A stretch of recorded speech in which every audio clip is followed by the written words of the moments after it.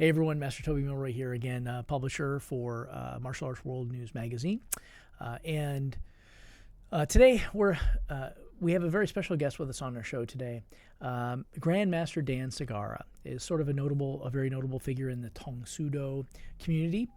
He's been a many decade successful martial arts school operator and owner. And really interestingly, I really think you're going to get a lot out of our conversation today. Not only is Dan sort of innovated kind of a really new and kind of cool martial arts teaching tool and retention tool that I think you're gonna appreciate and like a lot, but also Dan has led his school through a couple of crises, like sort of extinction level crises, right? Where student count had dropped to almost zero, right, and has brought the school back two subsequent times from essentially fatal wounds, right? One from COVID, another from another natural disaster that you'll hear about today. So I think you're really going to get a lot out of this interview. Please let me know in the comments. Please remember to subscribe and like this video. It helps kind of tweak the YouTube algorithm and give us some juice to sort of share and spread the word of what we're trying to accomplish over here to other martial arts school operators.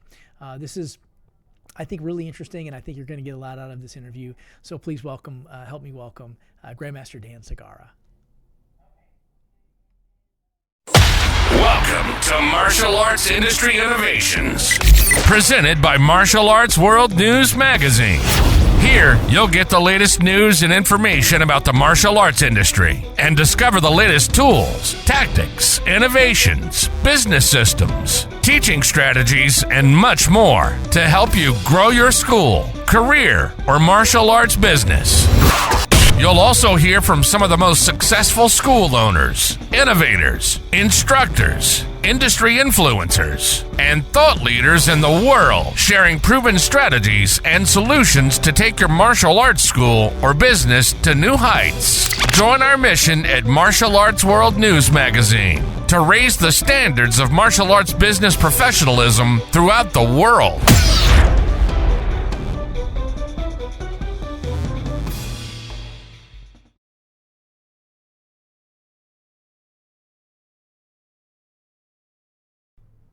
Hey, welcome everybody. Master Toby Milroy here again. Thanks so much for taking the time to hang out with us today. Today we have a very special guest, Master Dan Segarra. So some of our Tong Sudo, Subakdo, Mudokwan brethren may recognize Dan from Warrior Scholar Academy in Lawrence, New York, if that's right, Lawrence. Dan has sort of been a key figure in the Tong Sudo sector of the martial arts industry for quite a while, and we're going to talk a little bit about that today, and we're going to talk a little bit about what Dan's been up to in his martial arts school, and also kind of a really interesting project that I thought everybody really would want to know about, Budo the Karate Mouse. So we want to talk a little bit about that. So Dan, thanks so much for taking the time. We really appreciate it. You've always got interesting stuff going on over there, right? Yeah, listen, thank you. It's an honor to be here. I appreciate you having me on. It'll be fun. I think it's pretty useful for everybody. So let's start at the beginning. Again, one of the things that we talked about a few minutes ago, but I never like to assume that everybody knows somebody, right? And everybody knows a person. The martial arts industry is really sort of a fragmented thing, and unfortunately, some of those fragments have relatively solid walls between them. And what's common as dirt in one, let's say the Americanized karate sector, might be totally foreign in the taekwondo schools. They have never heard of such a thing, right? Things like this. And same goes with people. So let's start off and talk a little bit about your background and how and when did you get started in the martial arts? And I know you've been a key figure in the Tong Sudo space.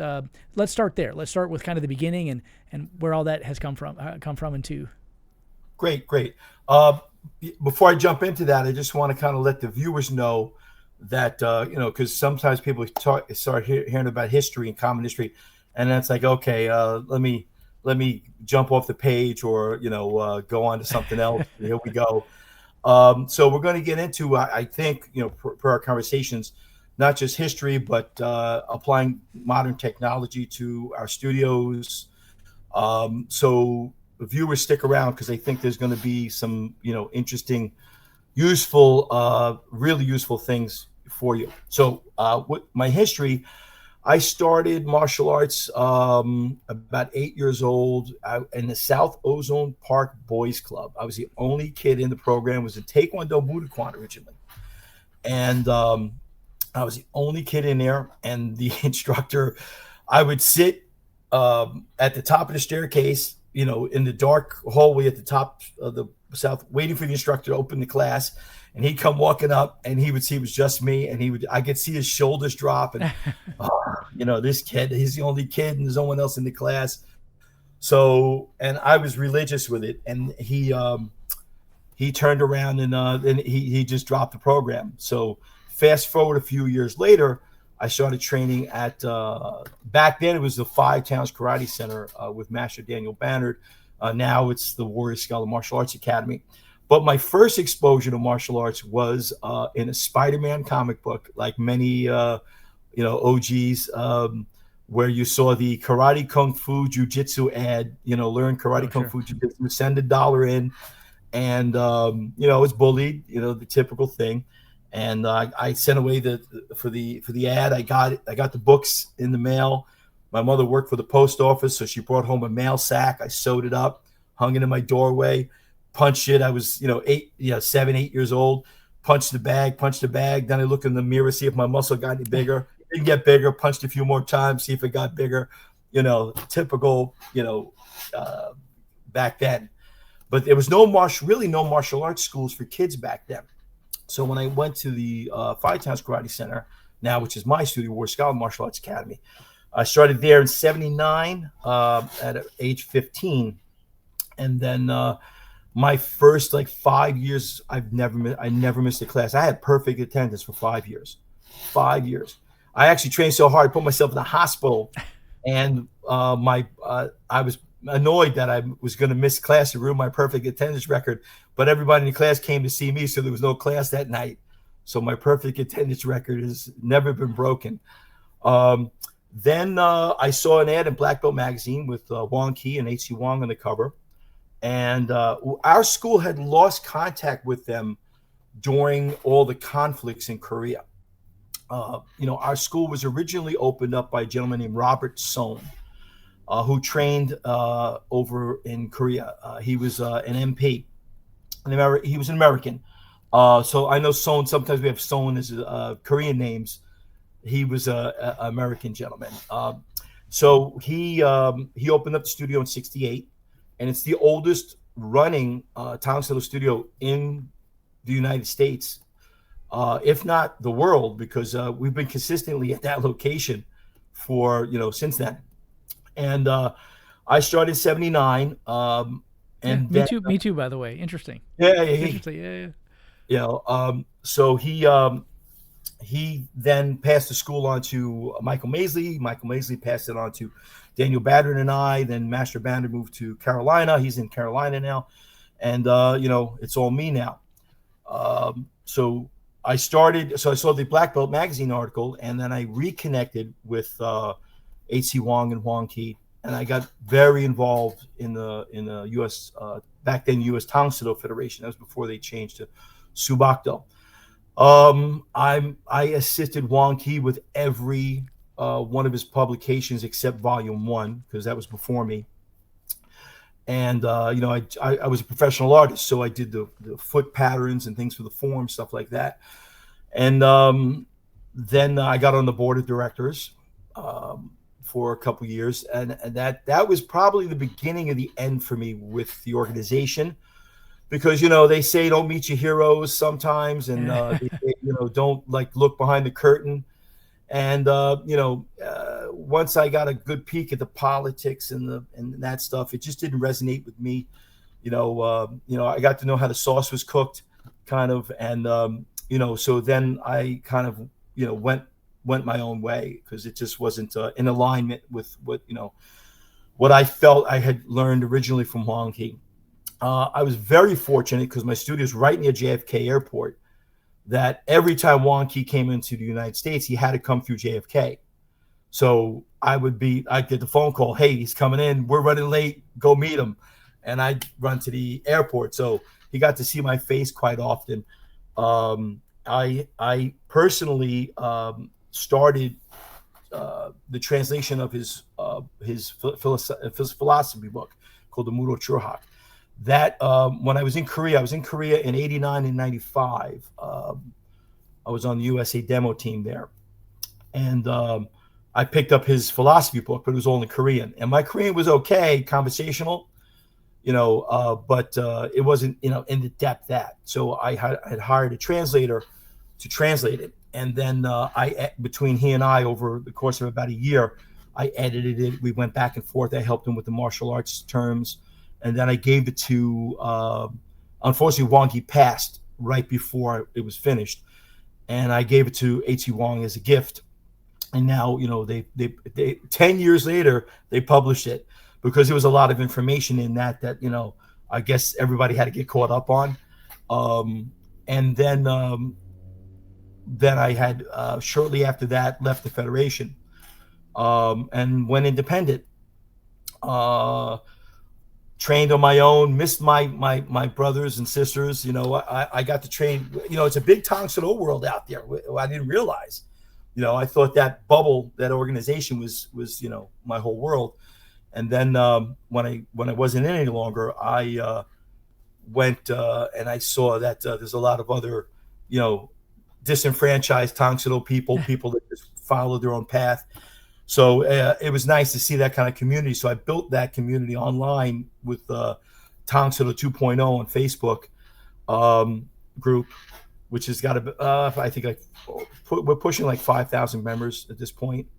I originally started the funny thing was the Federation didn't want to get on the so-called this new thing called the internet when it first came out.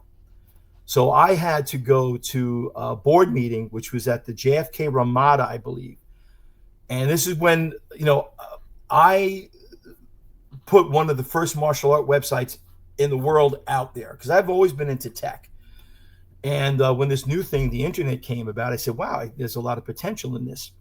So I immediately, that was back in when you couldn't have a website. You could do it AOL and CompuServe, and you could have a page.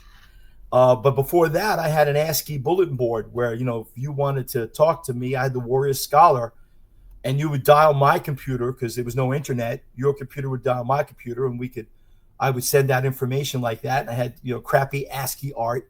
For people who don't know what ASCII art is, that's when you make graphics with keystrokes on your computer, like stars and hashtags. And backslash. Yeah. Right. So that's how far back with this I go. So I dragged the Federation kicking and screaming into this new thing called the internet.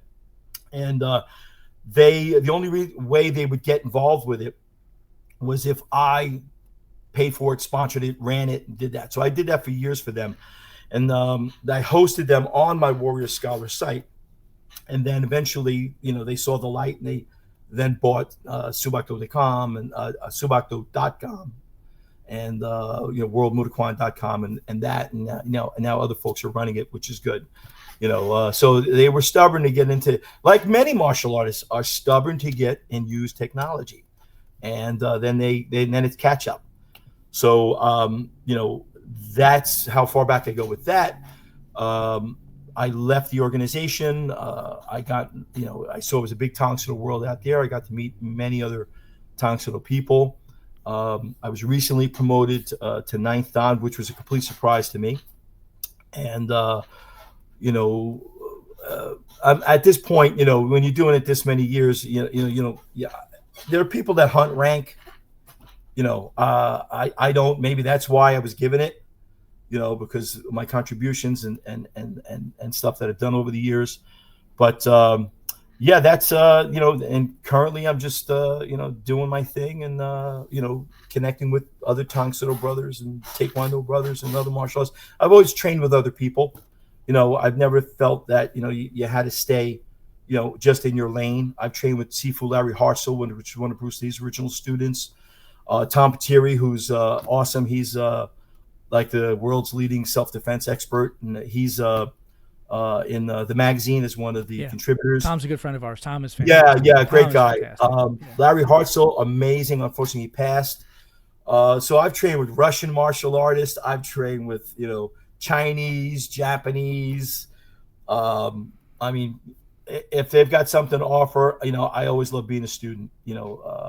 I always keep my ego in check that way because I love to learn. Yeah, yeah.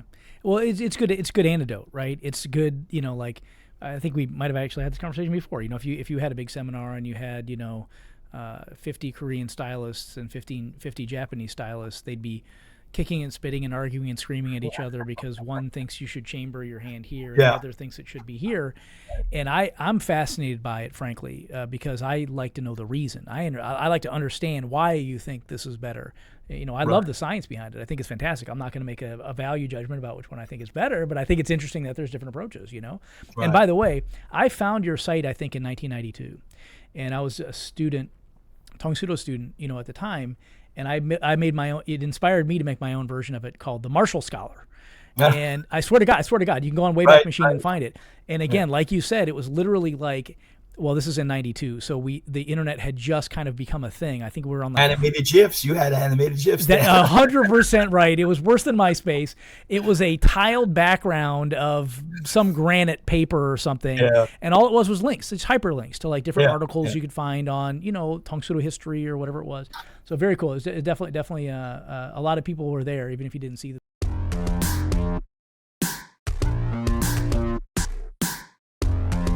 As I started working with Harry and Friends, boy, my complete 180, much better than I could deliver just by myself. Much better content. Well, Harry is a godsend. Harry is like a virtual staff member. The kids are just more excited. When it's time to do the mat chat, a lot of times it used to be verbal, but now we have the visual. Right. And they can relate to this guy. We have been a long-time Harry and Friends customer with our little ninjas going on, we think, around 10 years now. How many schools do you guys have that are using Harry and Friends? 5 schools. Excellent. And how do the kids react? How do the parents react? They love it. Harry is a big part of our We Warriors program. Kids love him. They will do things that he says that won't do if we tell them to, and they definitely won't do it if their parents tell them to. Makes the parents a little jealous, but they love him too. Check it out, guys. You got to do Harry and Friends. Okay, everybody. Where is Harry today? It's great. At Martial Arts. Do you feel like you're getting crushed under the tremendous weight of managing your martial arts school? Crawl out from beneath the burden and reach your potential. Lighten the load and let Atlas Martial Arts Software do the heavy lifting. Visit tryatlassoftware.com to see for yourself and get 7 free gifts valued at over $400. Check out the latest issue of Martial Arts World News Magazine, the industry trade journal for martial arts school owners and instructors at mawnews.com. And now, back to our show.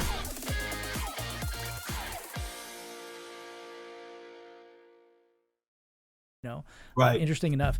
So started 77, 79 Tongsudo, and then sort of inherited the school, I guess, if you think about it that way, right? If you look sort of the lineage of that actual school. Tell me a little bit about that transition, sort of transitioning from martial arts student and instructor to sort of entrepreneur school owner. What was that like? What was that all about? That was crazy. I was kind of thrown in. What happened was the previous owner, Master Maisley, was just going to shut the school down, and I was a professional artist at the time, so I was, that was my, thing. I was fresh out of school, maybe a year or two, and I was freelancing, so I was running around doing a ton of freelancing. I was working at JFK Airport too, Terminal 1, Eastern Airlines, no longer exists. He said, we're closing the school, and I said, there's just no way. What do we got to do? So Master Banner and I, pulled money together, and we bought him out, and we inherited debt and no students, because at that point he let it run down, and I had to build it up from that point, and I did, and we were doing well for a while, and fast forward, Hurricane Sandy hit, many years later. And I had triple digits, membership, and I went down to single digits because Hurricane Sandy literally was our area. My home, I was up to my knees in water in my home. So it was insane, and all my students were, impacted by that. So that was now I went from triple to single, and I had to rebuild and rise from the ashes on that. We did that. That was a huge financial hit. Then you fast forward to COVID.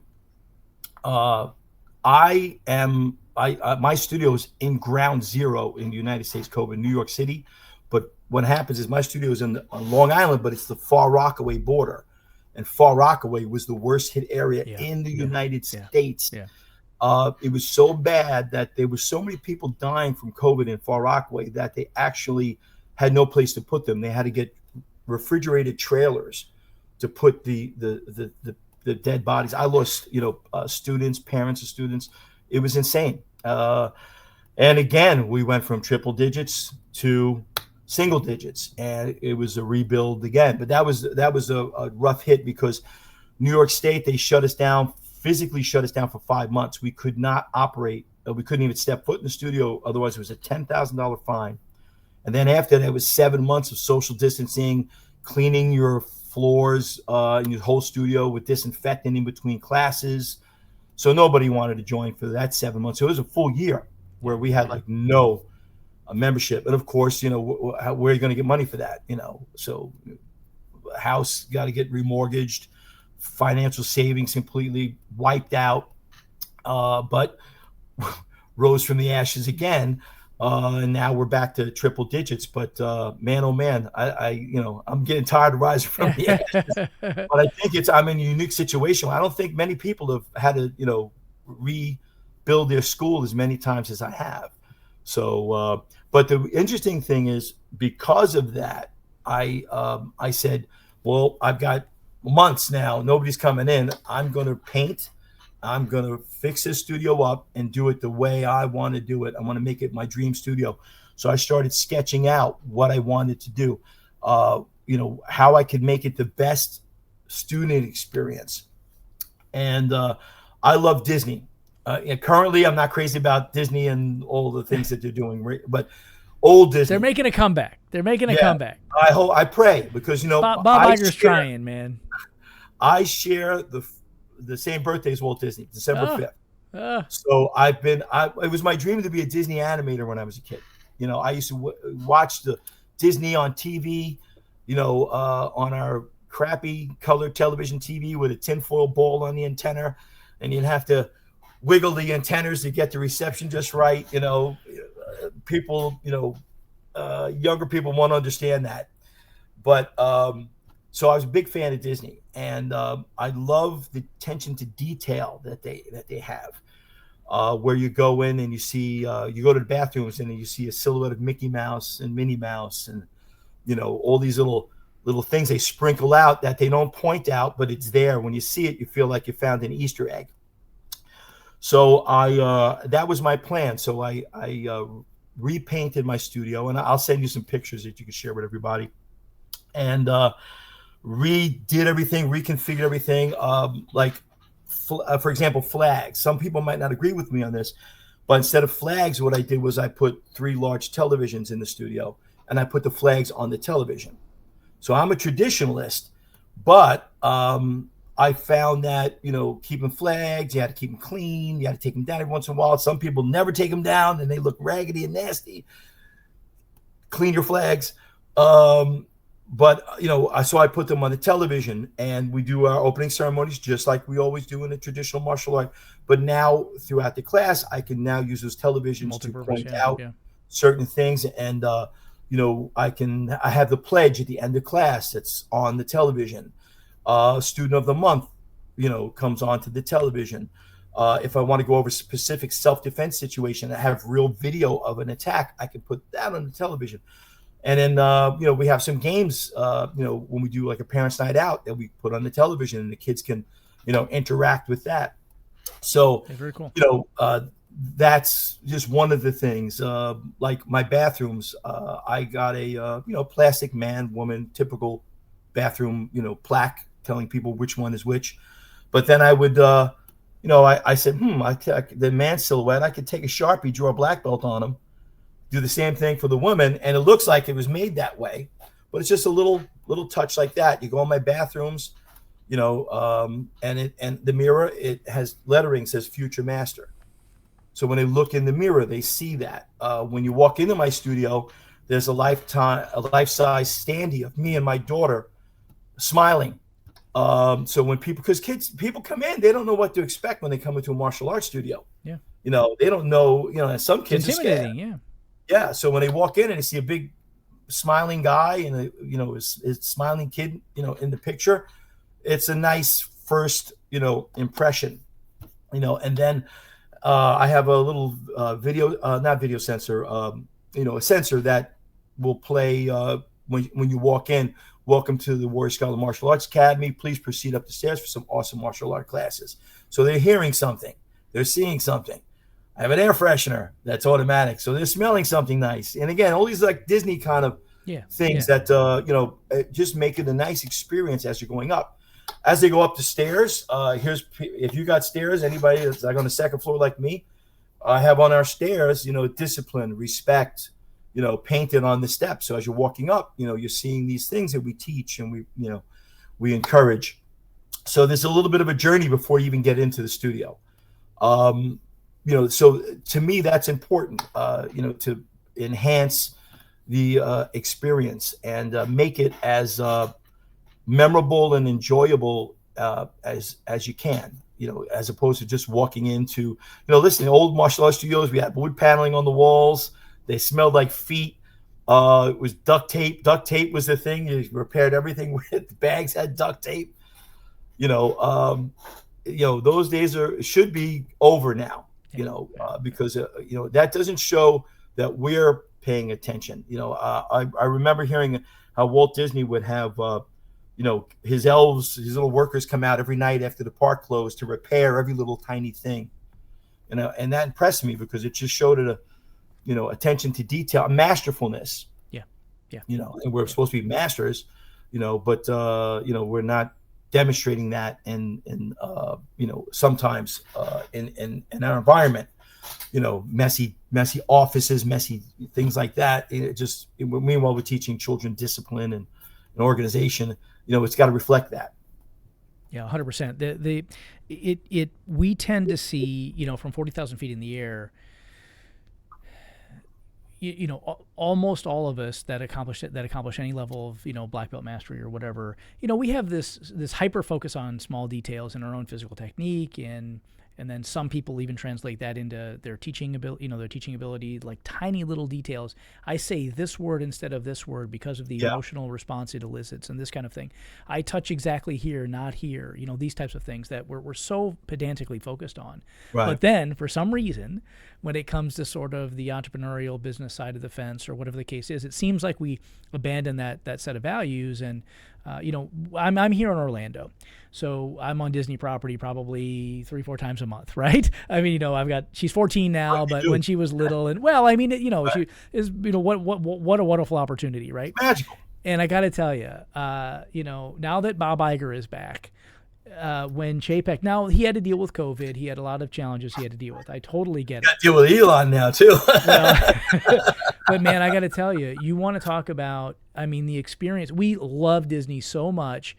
And then this thing happened, and it was like, it was just different. And you can't really put your finger on it, but you walk through and the paint is chipped here and the trash can isn't where it's supposed to be there. I noticed that. It's crazy how quickly that type of a culture can descend if you allow it, right? Right, exactly. And now try to rewind that. That's a tough job. So, but I think what you're saying is a really valuable lesson for people, right? You have to focus on those little details. It's super important. They matter. They matter a lot. Absolutely. You can't. People will catch it, and it'll stay in the back of their head. And then when you trip and stumble, which will happen, they'll, they might remind you, of when you made a mistake. You can't get on a student for, having a sloppy uniform if, you've got a sloppy uniform. Sure. Hey son, let's do something different this weekend. How about we take in a museum? Yeah, that sounds good. We could learn about the samurai. Yeah! Or how about the Hawaiian Lua warriors? Ooh, the mighty sumo! Hey, how about the Martial Arts History Museum? That way we can learn about them all. Yeah, that sounds great.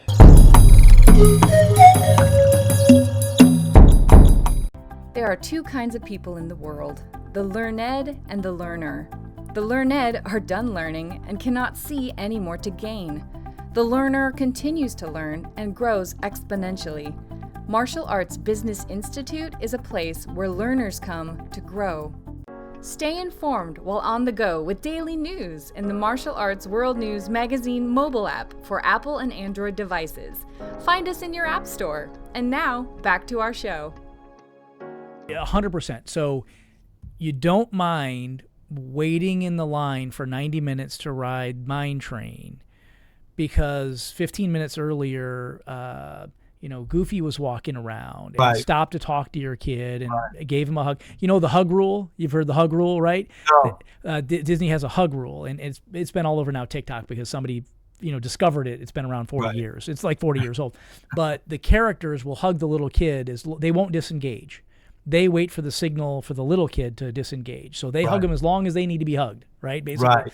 So, I mean, now that buys you, I'll stand in line for 90 minutes to ride Mine Train in the 72, 92 degree heat in July. You're bringing up a good point. Waiting in line. You don't wait in line. Their lines are designed to at least make the experience of waiting in line not suck. Yeah.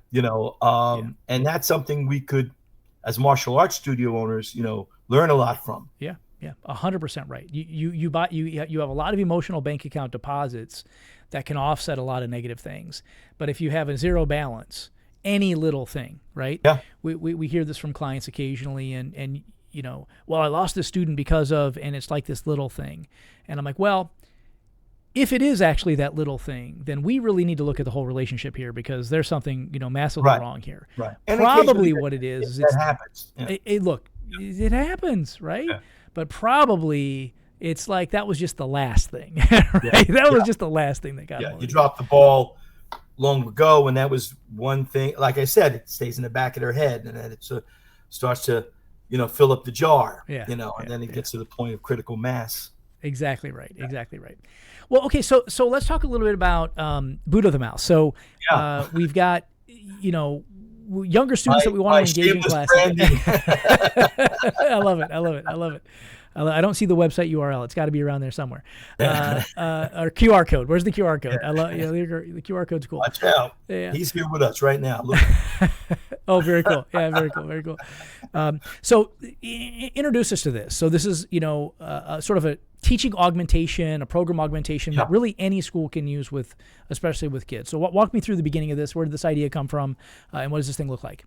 Right. Well, here's how it started. Actually, back in I think around 85, 86. I'm teaching my kids' class in the studio, and I'm done. I go to my office to eat a sandwich, and half my sandwiches, not half, but quite a bit of it was nibbled away. I said, "Oh man, I got a mouse in the studio. What do I do?" So I forget about it. I go, and I run a clean ship, man. So a mouse is like, no bueno. So the next classes I'm teaching, I another day, another sandwich. As I'm teaching the kids class, I hear through the ceiling, and he's going right towards my sandwich. I know it. So I run into my office, and I see him on my desk, and I go, I said to him, don't even think about it, dude. And the mouse took off.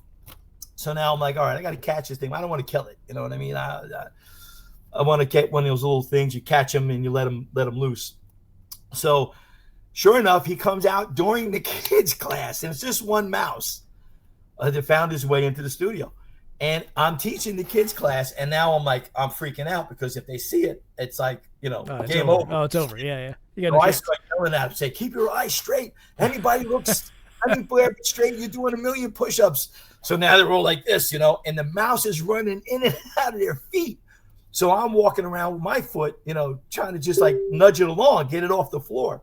So he gets off the floor, and then he somehow fell into a garbage pail that had a swinging lid, which is like one of the humane mousetrap things that they have.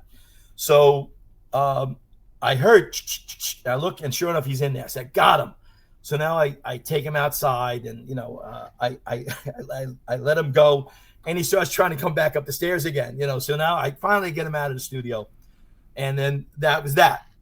So I would tell the kids the story because it was funny how they didn't even know the mouse was running around in the studio, and so we started calling it, back then we called it Budo mouse because it's Korean martial arts. So Budo is the Korean pronunciation of Budo.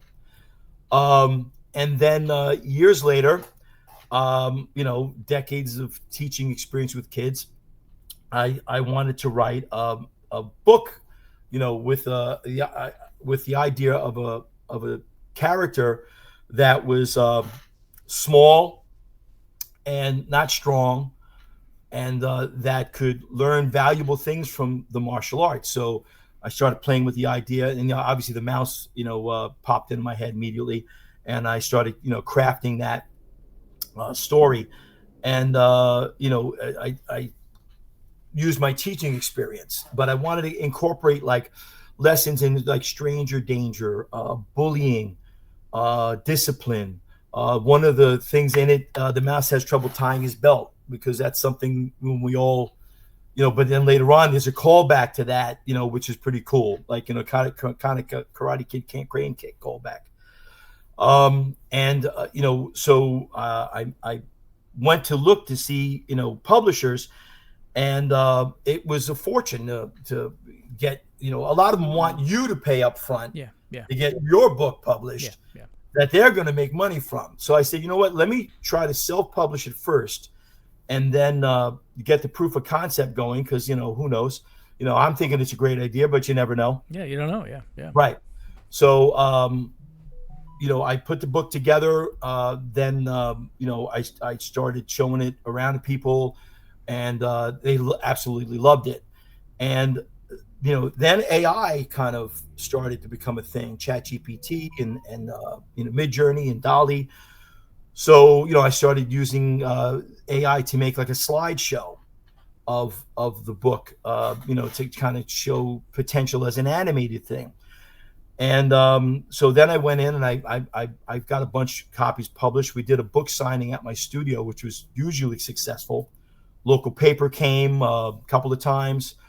And so I designed it where I read the book, or I show the slideshow, like chapter 1, and the kids watch it, and it's very exciting, engaging, because the mouse is wandering around, la la la, like a kid outside, not paying attention what's going on.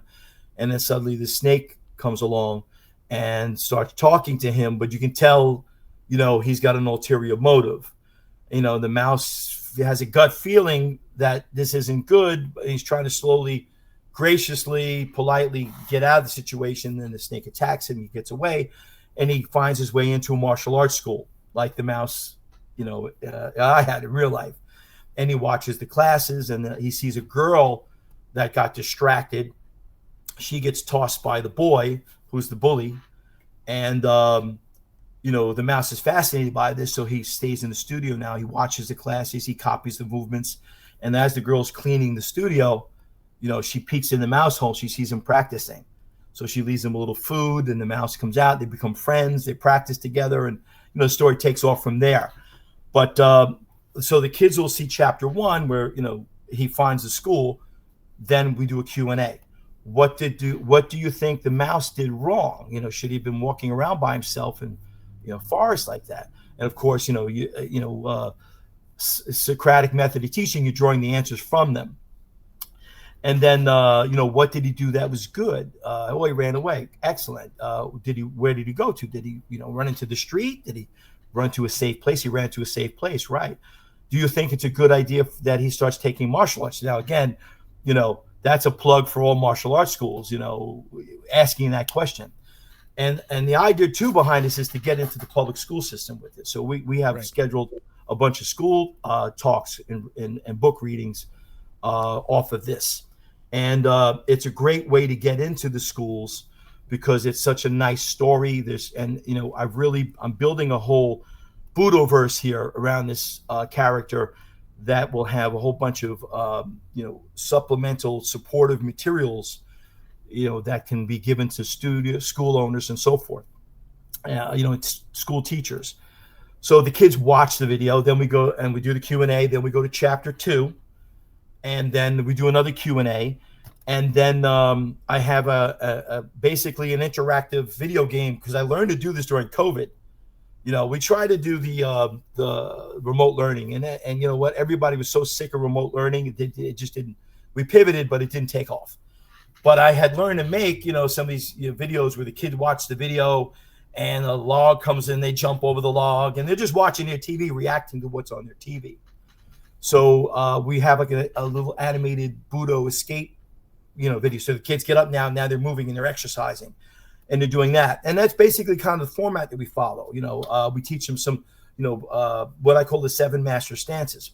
So this is something studio owners might like. June Ree had some similar things where he would say and repeat, postures. So, it starts off, they stand at attention, I'm focused and ready to learn. And then, Chunbi or Japanese Yame, I'm confident, ready for any challenge. I'm focused and ready to learn. I show respect. I get respect. I'm confident, ready for any challenge. Then they step back. I don't want to fight, but if I have to, I'll protect myself.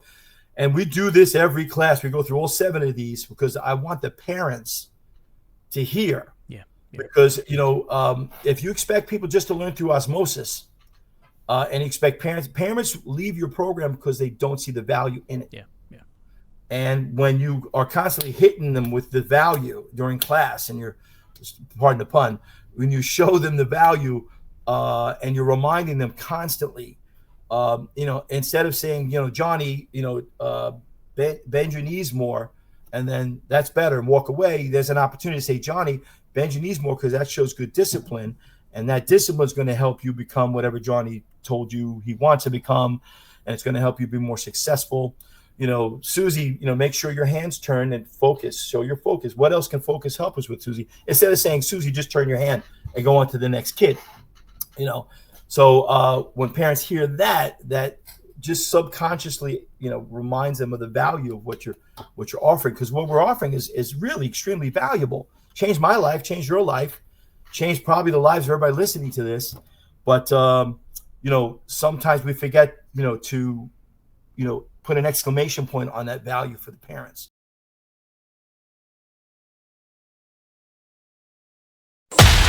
This has been a Martial Arts Industry Innovations production, presented by Martial Arts World News Magazine.